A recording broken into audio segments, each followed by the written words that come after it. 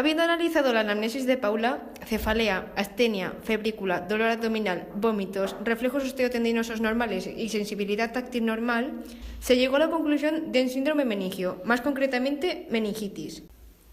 Y ahora bien, una vez conseguidos los resultados de las pruebas, se obtiene una cantidad alta de leucocitos, 500, con predominio linfocitario, 90%,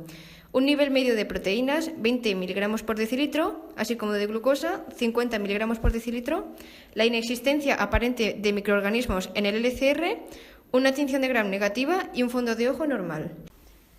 Dicho esto, con el fondo de ojo normal se puede descartar la posibilidad de una degeneración de la forma de la mácula, una alteración a nivel de nervio óptico, patología neurológica, glaucoma, neuropatía isquémica o neuritis, o a nivel de corriente vascular periférica, hipertensión arterial.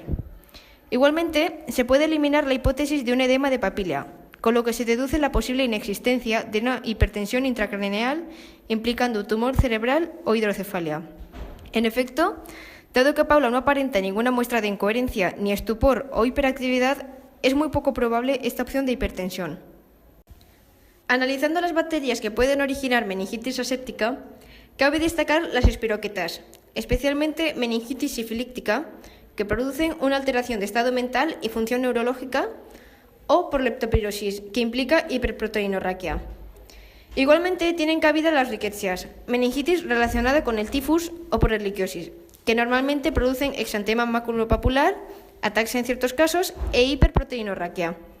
De forma paralela, el hecho de que el nivel de proteínas no llegue a 1 gramo por litro rebate la hipótesis de una meningitis por Brucella melitensis. Para concluir, hay que remarcar que no es apropiado considerar la posibilidad de aséptica bacteriana. Por una parte, porque el diagnóstico de laboratorio de este tipo de meningitis, hipoglucorraquia, hiperproteinorraquia y prociosis PMN, no coincide con el cuadro clínico presentado en consulta, además de no existir hipertensión intracraneal. En consecuencia, a la vista está que ningún signo de los indicados anteriormente, ataxia, alteración de conciencia, se apreciaba en la paciente. Y por otra parte, tampoco aparecen microorganismos en las analíticas de LCR o frutis de tinción de Gram. Por otra parte, es importante recalcar que existen trastornos del sistema nervioso central que no son infecciosos, pero cuyos signos se parecen a los de la meningitis bacteriana, como son una ruptura neoplásica donde las células pasan al líquido cefalorraquídeo. Esto mismo es lo que podría indicar una inflamación por sarcoide, granulomas de células inmunitarias en pulmones, ganglios linfáticos u otros órganos, un lupus eritematoso, enfermedad autoinmune reflejada por la hinchazón y dolor articular en dedos, muñecas o rodillas, una apoplejía hipofisaria, que es una complicación hemorrágica o isquémica de un tumor hipofisario, o la enfermedad de Behçet, que es la inflamación de vasos sanguíneos, normalmente por la herencia de un problema inmunitario. Dado que no se han distinguido agentes extraños en el cultivo del cefalorraquídeo de la paciente ni existe hipertensión intracraneal, se puede igualmente eliminar esta opción. De la misma manera, la meningitis aséptica por antiinflamatorios normalmente conlleva, como se comentó, un lupus eritematoso sistémico, aunque en ocasiones también se encuentra relacionada con otros trastornos del tejido conectivo, como policondritis, o también incluso puede que afecte a personas sanas. Aún así, normalmente muestra una pleocitosis PMN, hiperproteinorraquia y una alteración a nivel de conciencia. Por tanto, tras evaluar con detenimiento el cuadro de los parámetros bioquímicos del líquido cefalorraquídeo asociados a meningitis agudas, se observa con facilidad la similitud entre los resultados de la paciente con los mostrados en tabla en relación a una meningitis vírica, sin olvidar el cuadro febril con náuseas y vómitos que presentaba la paciente al llegar a consulta. De esta forma, hay que diferenciar los virus que causan síndromes muy evidentes de los que producen síndromes menos específicos, no llegando a ser estos últimos ni siquiera infecciosos en algunos casos. Dentro del primer grupo se encuentran los virus de la poliomielitis, poliovirus, que teniendo en mente la erradicación de los tipos 2 y 3, el poliovirus de tipo 1 es capaz de unirse a receptores similares a los de la inmunoglobulina CD155, originando una infección asintomática, la poliomielitis. Se trata, por lo tanto, de una infección mediante la cual las gotas de flujo entran a través de las vías respiratorias hasta llegar al intestino, siendo eliminadas por las heces.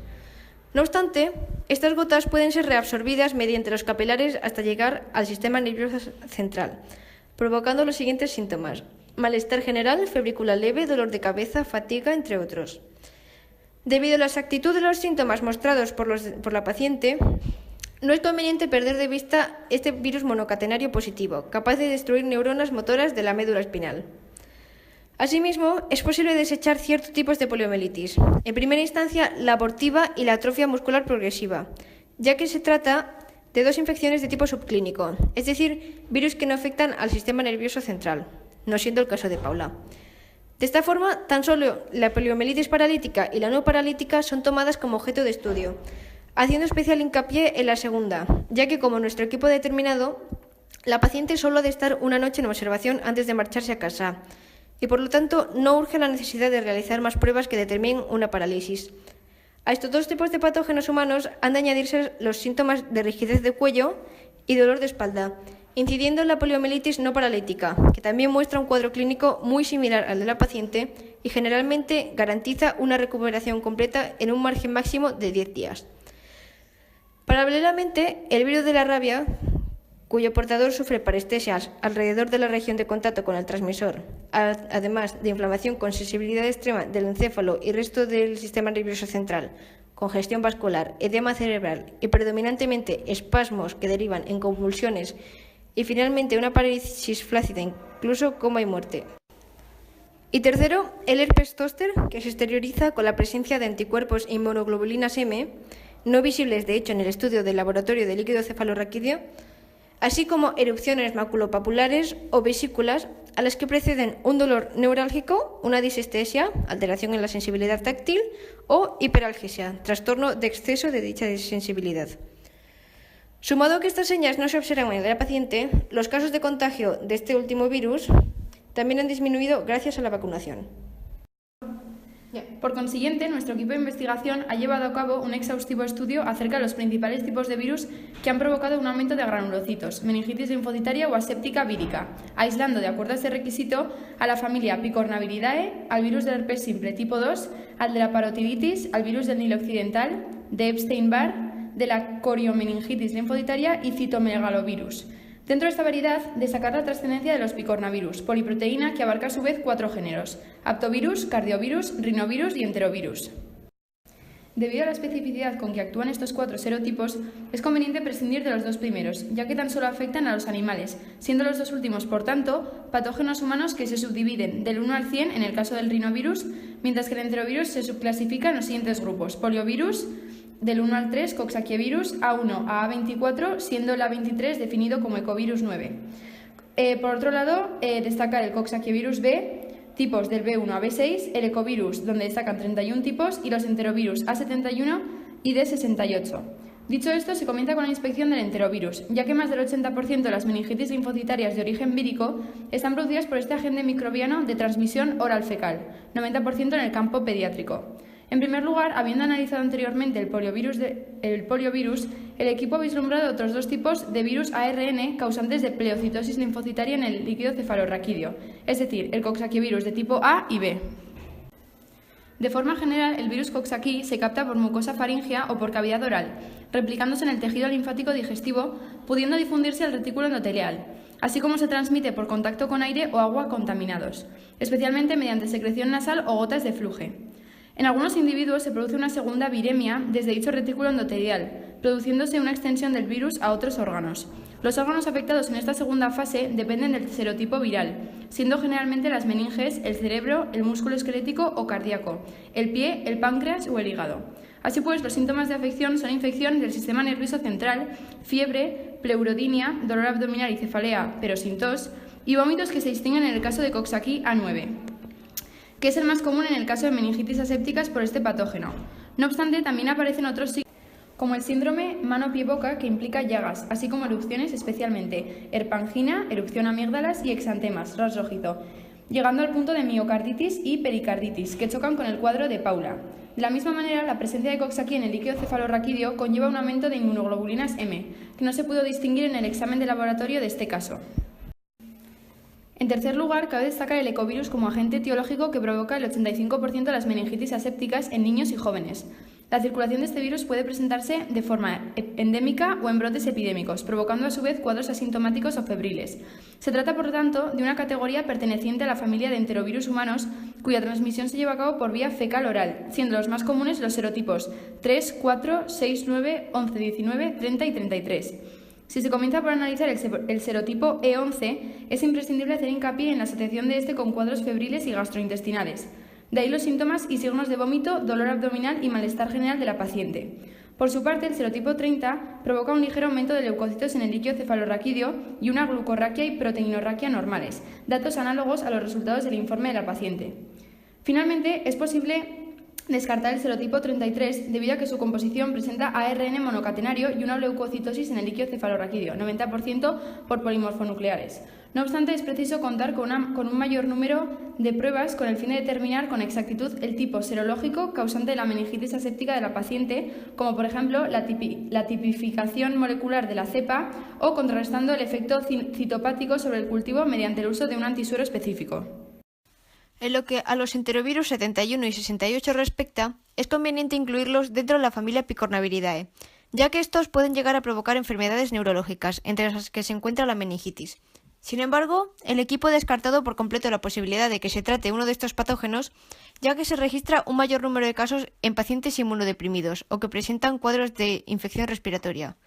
neumonía, broncoespasmo o bronquiolitis. Este último provocado por el virus D68,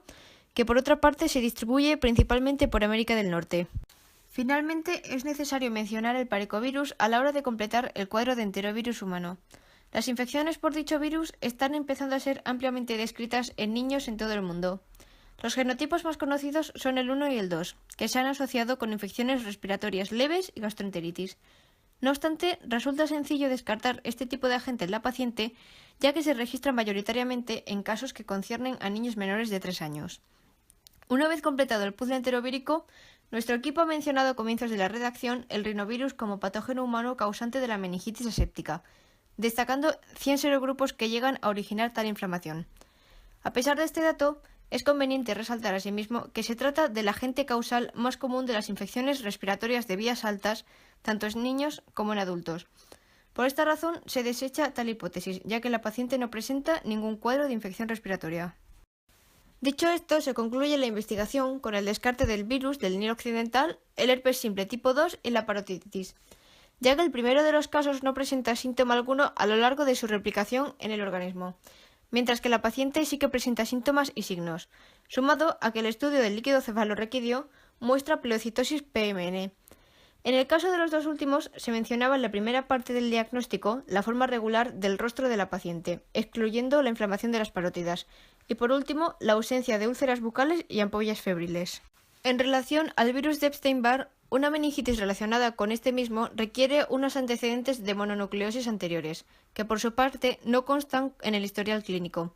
Finalmente, la coriomeningitis linfocitaria normalmente viene señalada por unos niveles que ya sobrepasan los de febrícula, generalmente de 38,5 a 40 grados, además de presentar hipoglucorraquia y unos niveles linfocíticos mayores que los presentes en la anamnesis. El citomegalovirus suele aparecer, al igual que el enterovirus 68 y 71, en pacientes inmunodeprimidos, por lo que también se descarta evidentemente el VIH, y en fetos, que no es el caso. Así pues, siendo los resultados de la punción lumbar insuficientes, queda aún pendiente conocer los resultados de otras pruebas, una PCR de transcriptasa inversa, por ejemplo, sin dejar de lado los antecedentes de la paciente que se desconocen aún. De esta manera, el equipo por ahora se decanta por una meningitis aséptica por enterovirus, sin especificar ecovirus o Coxsackie. De todas formas, hubiese sido pertinente la hospitalización hasta llegar al diagnóstico vírico. Una vez hallado el origen, visto que la paciente ha evolucionado favorablemente y no presenta secuelas, sabiendo además que normalmente las meningitis asépticas víricas cursan de forma benigna y son autolimitadas en inmunocompetentes como es Paula, no es necesario más tratamiento que uno sintomático. Principalmente se debería mantener la hidratación y suministrar analgésicos estabilizando la febrícula y antieméticos para cortar los vómitos. Por otra parte, también hay que considerar que no existe tratamiento etiológico contra los picornavirus, aunque en un momento se utilizó el pleconaril y la ribavirina sin resultados eficientes. Como prevención contra el enterovirus, es indispensable mantener una higiene personal adecuada, sin olvidar lavados exhaustivos de manos frecuentes y evitar el contacto con enfermos y superficies contaminadas, así como no protegerse con las manos a la hora de estornudar o no estar en lugares públicos en caso de estar enfermo.